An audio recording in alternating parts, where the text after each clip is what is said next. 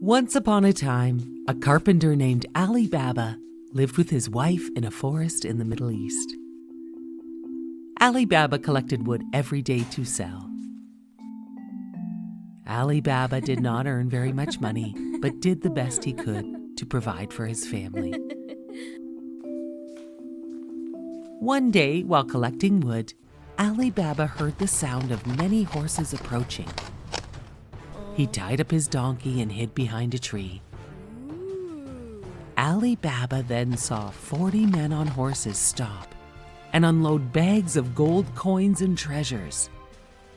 Ali Baba realized this group must be thieves. Just then, one of the men moved towards a large rock and started to shout, "Open sesame!" Suddenly, the large rock moved and revealed a cave. All the thieves loaded their bags into the cave. The rock closed over the cave opening after the thieves left their bags of treasure. The leader yelled, "Close sesame!" and the rock sealed the opening. The thieves left and Ali Baba could not believe what he had just seen.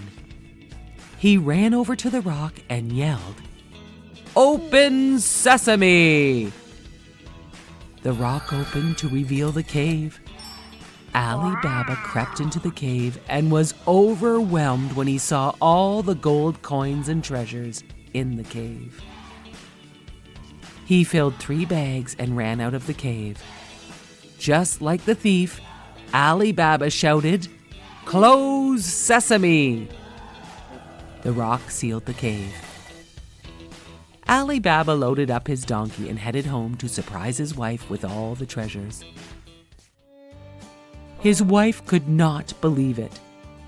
Ali Baba told her the whole story about the thieves and the cave. His wife wanted to see how much money they had. Ali Baba suggested they bury their newfound treasures. Ali Baba's wife agreed, but knew they needed to count the gold coins with a money cup first. She told Ali Baba they should borrow a money cup from his rich brother Kasim. Ali Baba warned his wife not to say a word about the treasure to anyone. Despite his warning, Ali Baba's wife secretly went to his brother Kasim's mansion and asked to borrow the money cup.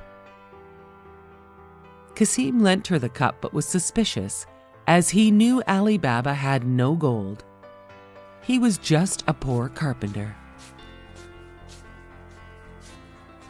He secretly found out when Ali Baba's wife returned the cup that she had used it to measure gold.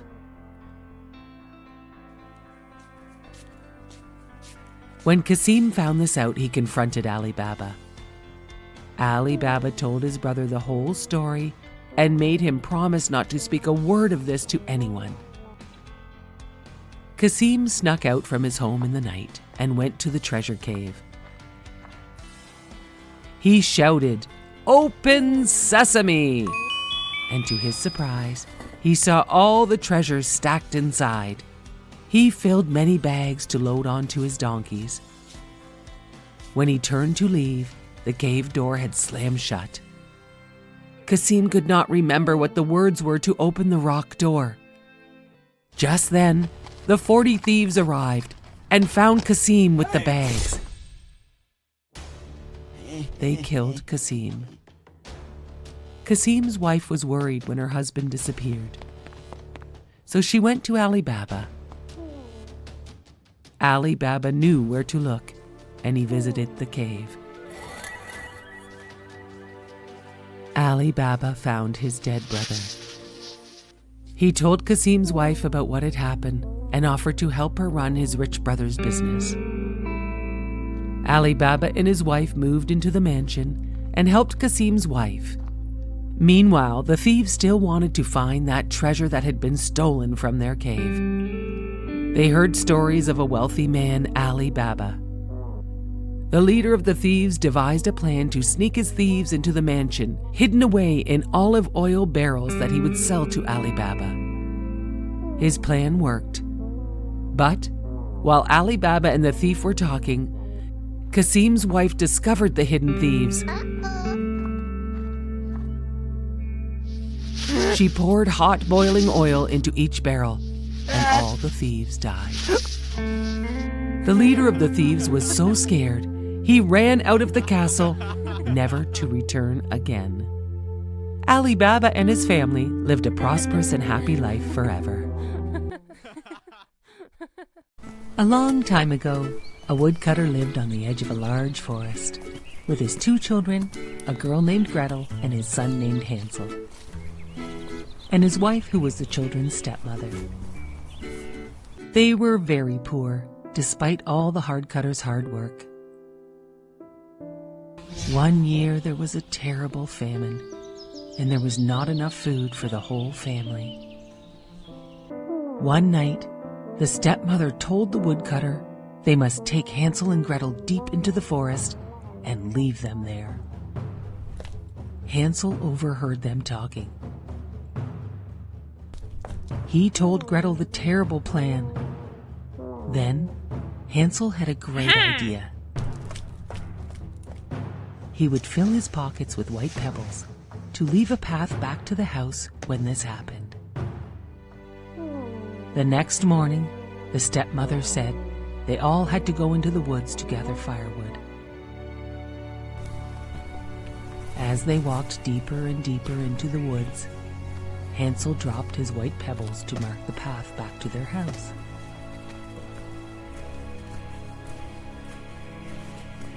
The next day, Hansel and Gretel returned back to the house. Their stepmother was very angry. She told the woodcutter to take them deeper into the woods.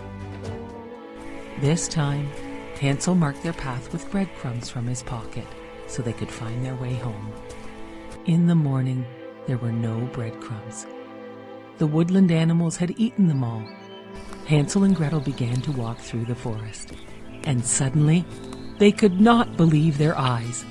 They found the most amazing house, made of gingerbread, with a roof of icing and windows made of sugar. They were so hungry, they broke off a piece of the house to eat. Then they heard a voice. "Nibble, nibble like a mouse. Who's that nibbling at my house?" The door opened, and an old woman leaning on a cane frightened Hansel and Gretel. The woman then smiled and invited Hansel and Gretel into her house for a delicious dinner of pancakes and apples. After dinner, she said they could stay for the night, and she made up the beds for them, as sweet and kind as any grandmother. The children had no idea the old woman was really a wicked witch. Before Hansel and Gretel awoke the next morning, the wicked witch carried Hansel to a cage she had built and locked him inside. "Now I can fatten you up so I can eat you." The witch made Gretel cook, so Hansel would grow plump. The children cried and begged to be set free, but the wicked witch just laughed at them. Every day the wicked witch, who could not see very well, wanted to feel Hansel's fingers through the bars of the cage, so she could feel how plump he was getting, plump enough to eat. But Hansel cleverly only gave her an old bone to feel. She thought he was always much too thin for her to eat. Weeks went by, and the witch was becoming impatient, as Hansel didn't seem to be growing any fatter. One morning, the witch ordered Gretel to make a fire in the oven. After a while, the witch said to Gretel, "Climb up into the oven to see if the fire is ready." Gretel asked, "But how can I get into the oven to see?" The witch was impatient and climbed up herself to show Gretel how to look at the fire. Quick as a wink, Gretel shoved the old witch into the oven. Then she banged the door shut. Gretel ran over to free Hansel from the cage. They now had nothing to be afraid of. They explored the witch's house and found jewels and gold coins in every corner. Hansel and Gretel filled their pockets with all the riches and gold coins, and they set out to find their way home. They walked for a long time and finally came to the edge of a big lake. "How can we ever cross without a bridge or a boat?" said Hansel. "Here comes a swan," said Gretel. I will ask her to help us." The beautiful swan agreed to carry them across the lake. Once they were on the other side, they recognized the forest edge, and they began to run down the path towards home. When the woodcutter saw them running towards him, he cried tears of joy for seeing his children. He did not have a moment of peace since he had left them in the forest. His wife had died while they were gone. The children emptied their pockets of all the gold, rubies, and diamonds. The father could not believe his eyes. The woodcutter, Hansel and Gretel all lived happily ever after, with the help of the witch's gold and treasures.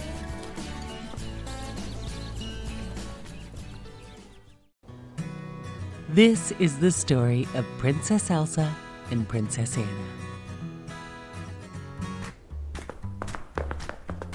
When they were little girls, they were best friends. Princess Anna was one of the only people in the world that knew Princess Elsa's secret. Elsa had the special power to make snow and ice. One night, Elsa used her secret power and filled the grand ballroom with snow so the sisters could play.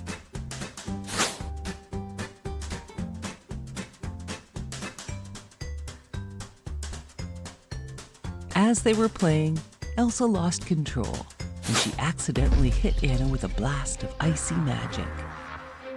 Anna was badly hurt. Her parents went off to the ancient mountain trolls to ask them for help. The wisest old troll told them that Anna could be saved, and that she was lucky to have been hit in the head and not in her heart. As the years passed, Anna forgot about that night. To keep Elsa's special gift a secret from everyone else, their parents surrounded the castle with walls and never let anyone inside. It seemed whenever Elsa had strong feelings, her magic powers would spill out. Elsa never wanted to hurt her sister again, so she stopped playing with Anna. Anna became very lonely. Even after their parents were lost, the two sisters didn't spend any time playing together. Years later, it was time for Elsa to become queen. For just that one special day, the castle gates were opened. Hundreds of guests attended Elsa's coronation ceremony. Elsa worked very hard the whole day to hide her feelings and special powers. At the party, Anna danced with a handsome prince. He made her heart flutter. They fell in love and decided to marry. Elsa thought this engagement was a bad idea. Anna could not believe her sister, and they started arguing. As Elsa lost control and started to shout, her secret power was exposed. As ice shot from her hands, everyone stared in shock. Now they all knew her secret. Elsa ran out of the castle and fled to the mountains. It was summer, but Elsa's power had created a terrible winter storm. Anna felt terrible and ran off to find her sister, despite the bad winter storm. She met a magic snowman along the way named Olaf. Olaf knew where they would find Elsa and agreed to help. Olaf led Anna to a beautiful ice palace that Elsa had created with her powers. Inside, Anna found Elsa and told her about the terrible storm. Anna told Elsa she must come back and help, but Elsa did not want to hurt anyone, and they started fighting about her return. As they fought, a wave of magic burst from Elsa and struck Anna in the heart. Elsa knew what she had to do. She had to find the trolls and ask how to reverse the magic which was now freezing her sister. Olaf agreed to help. Elsa and Olaf found the ancient mountain troll, and he said, "Only an act of true love can thaw Anna's frozen heart." Elsa brought Anna back to their parents' castle to find the prince Anna was to marry, as he could save Anna with his true love. He laughed when he saw her and threw the sisters in the dungeon. "I only pretended to love her to get the castle and kingdom," said the prince. Afraid and locked in the dungeon, Elsa looked at her frozen sister. All of a sudden, the prince came in with a sword. He swung it at Anna, and the sword shattered on her frozen body. Elsa grabbed her and held her frozen sister tight, and suddenly, Anna began to thaw. As Olaf watched them, he remembered the wise old troll and what he said. An act of true love will thaw her frozen heart. The two sisters' love had saved them and their kingdom. They were best friends again. Even in the summer, Elsa always made Olaf snow so he could never melt. And now the castle gates were wide open. The evil prince was long gone, and they all lived happily ever after. Once upon a time, there was a man and his wife that had wanted a baby for so long, but had never had one. One day, the wife gave her husband the awesome news that they had waited so long for. They were going to have a baby. They lived in a house overlooking a big garden full of fresh vegetables and flowers. Sadly, the garden was protected by a high wall with barbed wire on the top. The mighty witch who lived there wanted no one in her garden. Everyone was very scared of the mighty witch. One day, the wife was so hungry for the fresh radishes. She saw them growing in the witch's garden, but she knew she could not have them. Although she really, really wanted them, she thought she might die if she did not have them. Her husband worried so much about her. She told him, "I think I will die unless I can have some of those radishes that grow in the witch's garden." Her husband waited for nightfall so he could climb over the wall to get her some of the witch's radishes.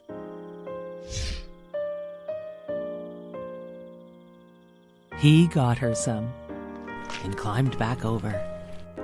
She made a big radish salad, and it made her feel so much better. But she knew she wanted more radishes. So her husband snuck over the wall at night to pick more radishes. As he was climbing back over the wall, the witch was standing right below him. "How dare you steal my radishes?" said the witch. "My wife thought she would die if I did not get them for her. I am very sorry." "If this is true," said the witch, "you can have all the radishes you want, on one condition. You must promise to give me your child to raise as my own." The man was so scared he agreed to whatever she said just to get away. When the beautiful child was born, the witch came and took her away, just as she had threatened. She named her Rapunzel, which means radish. Rapunzel grew more and more beautiful every day, and on her 12th birthday, the witch locked her up in a high tower deep in the woods. The tower had no stairs, no door, only a small window. Rapunzel had beautiful long hair that had never been cut, and when the witch wanted to go up to see her, she would cry, "Rapunzel, Rapunzel, let down your hair." The witch would climb up her hair to see her. This went on for years. One day, a prince was riding by the tower and heard Rapunzel singing.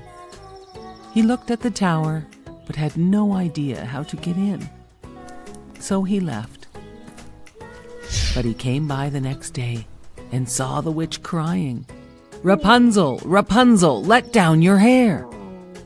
And he saw the beautiful girl who sang, let down her hair for the witch to climb up to see her. The prince returned at dusk and cried, "Rapunzel, Rapunzel, let down your hair."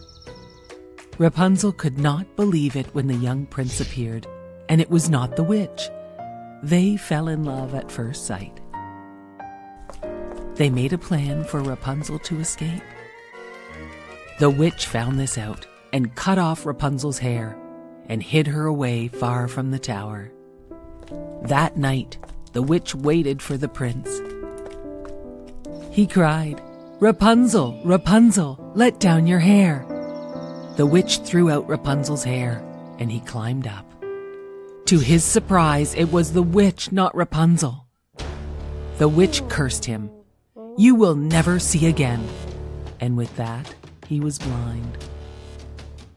For some time he wandered the forest, hoping to hear Rapunzel singing again.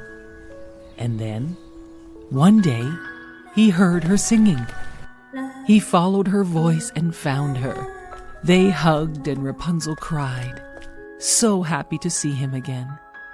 One of her tears fell on his face, and a miracle happened. He could see again. "Oh, I am so happy to see you again," said the prince. And then another miracle happened.